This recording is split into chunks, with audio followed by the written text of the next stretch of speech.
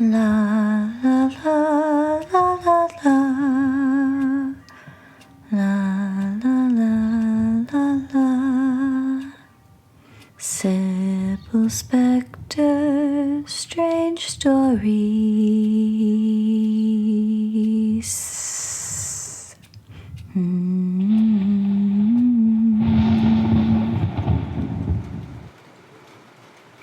Hello, and welcome to Sybel Specter's Strange Stories, or SSSS.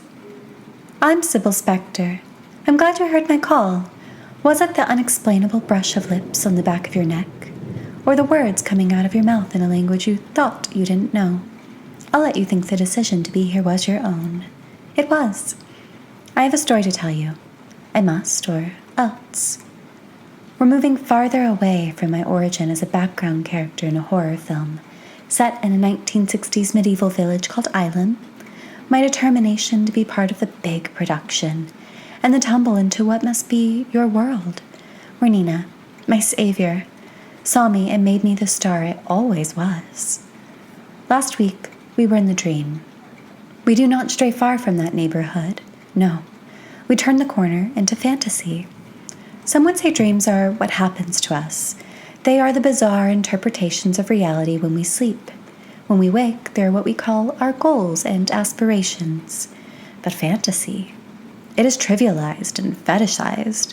We are supposed to be responsible for our fantasies. The message is, keep them to yourself. If not, there may be consequences. You sad case, you weirdo, sicko. But the repercussions of holding your fantasies inside may lead to awful manifestations. Not that I would know anything about that. There was a villager in Island who fantasized about the protagonist of the film, the sexy vampiress. At first I was encouraged. There was someone else who had higher ambitions for themselves, to be a lead, involved in the action. This wasn't the case. This villager fantasized that the actress was deeply unhappy, that she was abused by those involved in the production, that the world she went home to was brutal and inhospitable to most of humanity. Your world. The villager claimed the vampiress told them this herself. He ranted and raved about saving her. He said he'd bring her to his room in Island to be his wife and the future mother of his children, as if anyone had babies.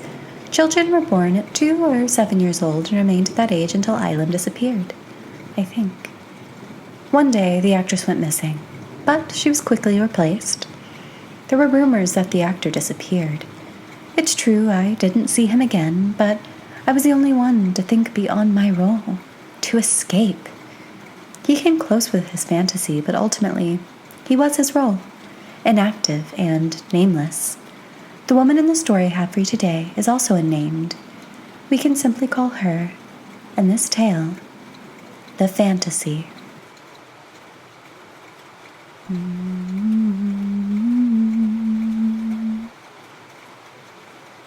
I sat in the dark of my bedroom, listening to cars passing outside, behind the thicket of trees that separates me from the mothers taking lonesome drives, kids in sedans they've stolen from their parents, and the policeman who sits with his headlights off, not paying attention because he's looking at his phone, at me, dressed up as Sailor Venus. I closed my laptop and removed the costume that has started to smell like mildew. The makeup I applied hours ago is faded, so I don't bother removing it. I dig into my nose and pull out a satisfying booger, solid enough, not too slimy. After rolling it between my fingers until it dries, I flick it away. I check my phone. Nothing. Then blue light brightens my face. I've conjured him. Joel tells me he is down the street. My heartbeat becomes strong and fast and is felt in my toes, deep within my pelvis. Now, it is dangerous.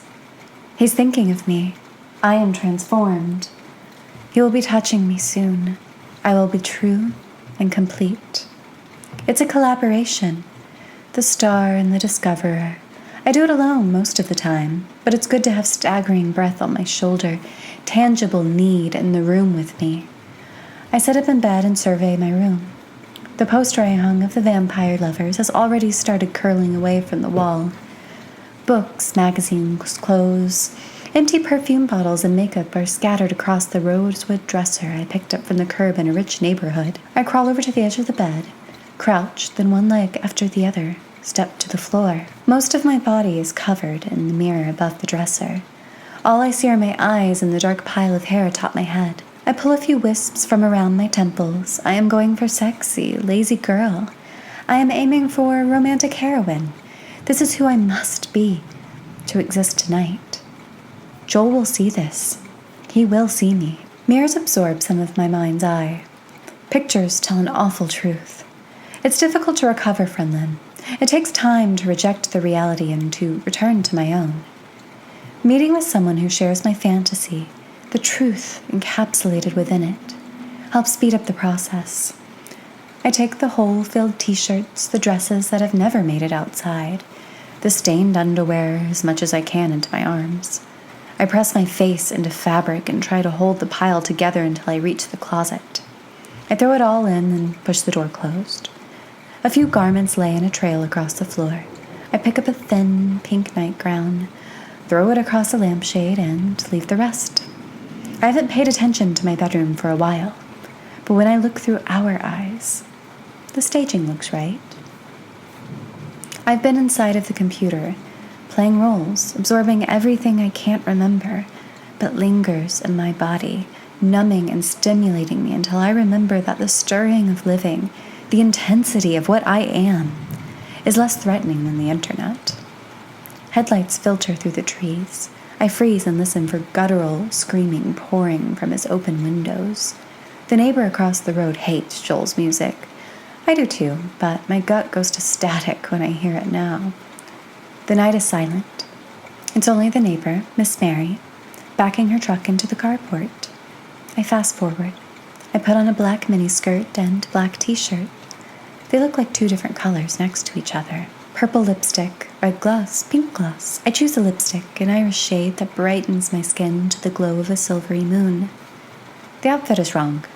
It's a show and a plea to be admired. I take my clothes off and kick them under the bed. I pull on a t-shirt from the local Magnolia Festival when I was a girl. Once, it covered my knees. Now it comes to mid-thigh. I keep the lipstick and the drama of hair. There I am.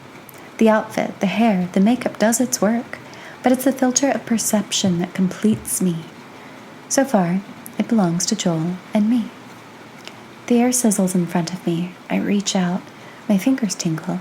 The room takes on the quality of a 90s film. My things, each item, is its own still life. I take a book off my shelf, some werewolf romance, then grab another, the history of bogs in Scotland, and place them on the nightstand, alongside a dirty penny I found beneath the discount bakery items at the grocery store, a flashlight, a chewed Polly Pocket dress, and a bottle of unscented lotion. I put the lotion in a drawer and take it back out. Gravel crunches beneath tires outside. Tonight, there is no screaming, only bass and an ethereal note sustained for longer than I can hold my breath. I hope he hasn't been with that college girl again. I'm getting older. I worry he will not be able to see me soon. She will wreck him for me, and I will be destroyed for myself. Then he will ruin her. The static in the room clings to my skin, and I think, what if? I turn off the TV and click on the radio I found at Goodwill. I don't use it often, but I'd like to be a person who does. I'd also like to be Jack Kerouac's Anima, a clerk at a comic shop in a town with 300 residents, a Maenad lost and running from Dionysus, a teenager applying mascara in front of her mirror, the hostess of a salon, a vampiress, and the mother of animals in a farmhouse. Buried within me are all these people. Sometimes I dress up like a Maenad for video chats with my subscribers when I am feeling close to myself. Knock. Knock, knock, knock. Knock, knock, knock. He's at my door, playing me a song. I bet he brought me peanut butter crackers and Tums from the gas station. I don't let him inside. What if tonight is the night I go too far and become treacherous for Joel? Too in tune with what I want. I imagine Joel twitching with nerves and running his hand through graying hair. When I peek out of my curtain, he's checking his phone. He thumbs a text. My phone doesn't chirp. I open the door. He twitches, as I imagined, then tosses his phone over his shoulder. It lands with a thump in the grass. The street light illuminates it. and I see it's a flip phone. He lunges for me. I squeal. An ambiguous sound, silly woman, child, animal, or thinking fear. He stops himself, eyes widening into those of an old man who regrets all the cruelty he has inflicted but knows it's too late. I once feared Joel. That never mattered as much as his me vision. I grab his hand. We are off. Last time, we talked for 5 minutes, catching up, creating, and bathing in our shared fairy tale. The meeting before that, we only talked and apologized. The first time we fought horribly and then sent each other letters for a decade. Now, I'm closer to not needing his words. He uses force like he did the first time when he throws me on the bed, but it's not the same because I am altered. I do not contract. I open and become a vacuum. I push him from me and brush his hair from his sticky forehead.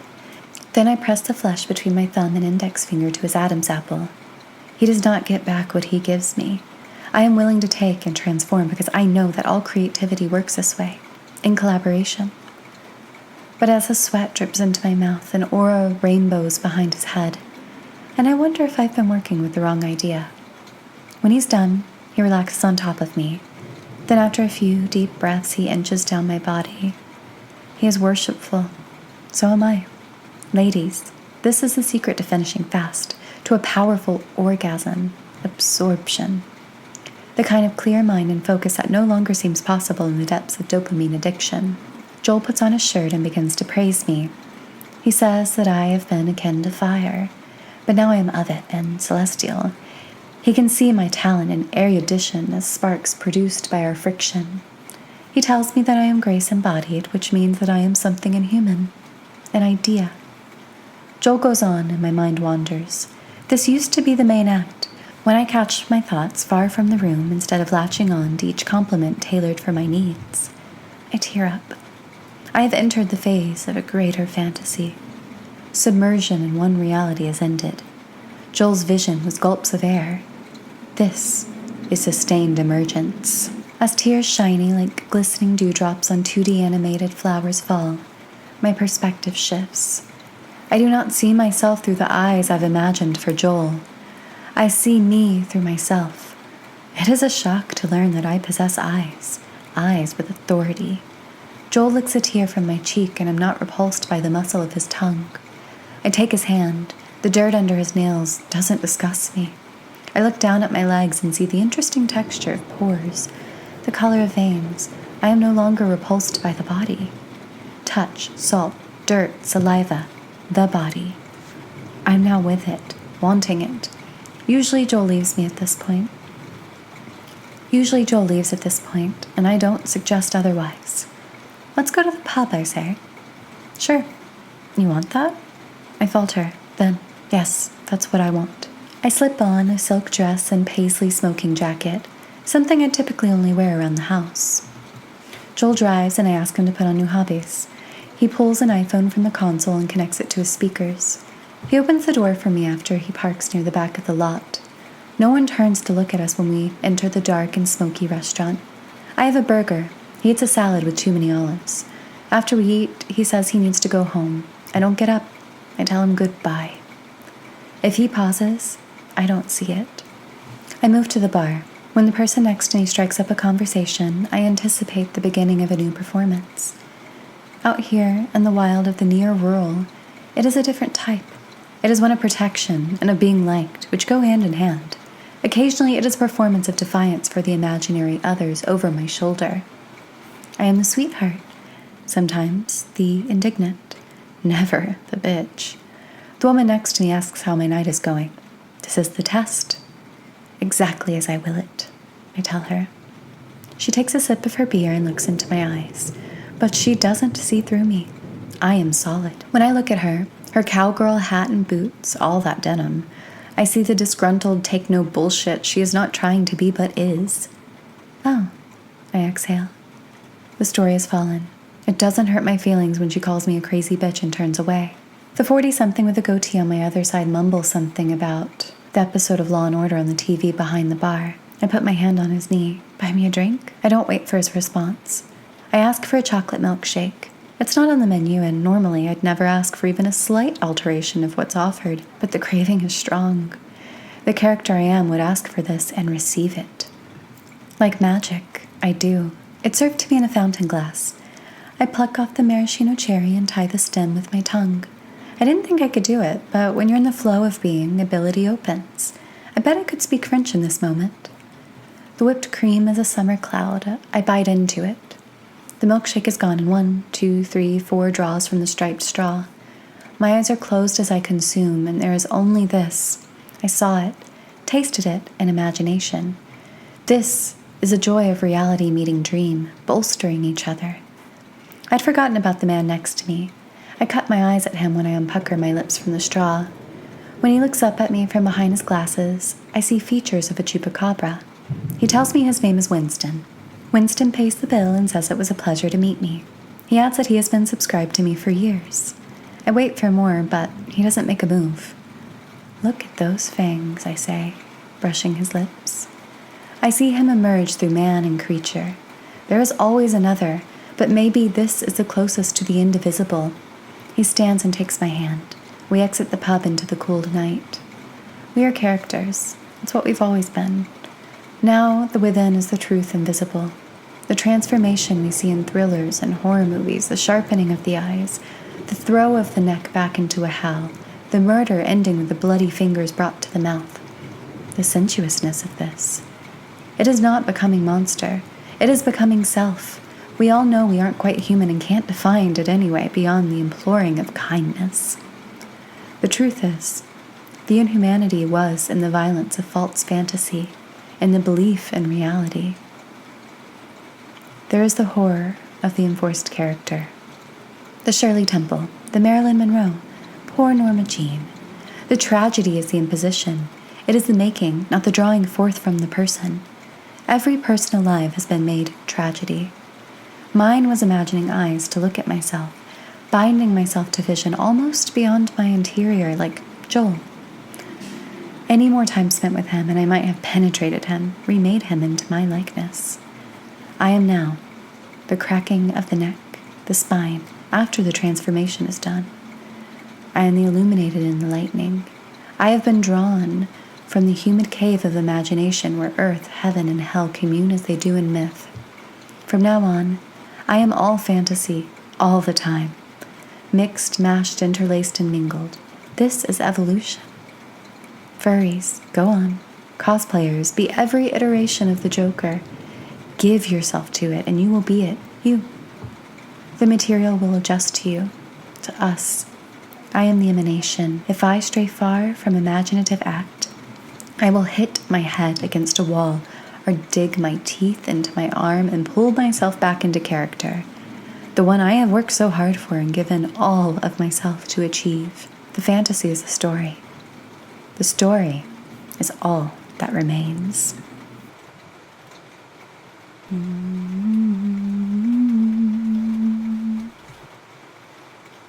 That is the end. This unnamed woman's fantasy ends on her last word. I've chewed on this story, and I spat it out. Take it now. Give it our DNA. Make it your own. Pass it on. I'm not sure I entirely liked the taste. Even if consumption makes it mine, bread is still bread. Cheetos remain near food. Don't get me wrong, though. Any story within this book Nina gave me is wondrous. I thought I'd like the woman of this fantasy, but she in some ways was as bad as the villagers of Ilum. She believed she could live as her creation without the validation of experience. Sure, she went out to a bar in character, but is that confirmation? Is that living the fantasy? I knew that I was destined to be more than a background character, but I had to make it happen in real life. Last week, I was left questioning if I could have lived within my dreams. Here we are, standing on the thin line between dream and fantasy, and I can't believe bringing imagination to reality is that easy.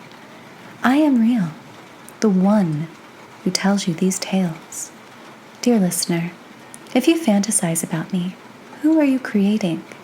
Is she close to how I see myself? Well, I suppose it's not my business, as long as you keep me to yourself. Give me fangs, giant breasts, make me in the image of your mother, holy or not. But if fantasy becomes tangible, And the me you create is let loose. Be careful with where you let your mind go, linger, and obsess to beyond your reach. She can't be prettier, smarter, born into importance. No, no. I will imagine you right back into a monster or a miserable little freak. I wonder if I could use this power to modify this room I'm in. Not that it's anything less than charming thanks to Nina, but it is populated by real spiders, and the floor is covered in wax. Oh, there's a knock at my door. That must be Nina, though usually she knocks to the tune of Danse des Petits Cygnes. I must get that. Remember, all I need is you, the audience, to be fantastic.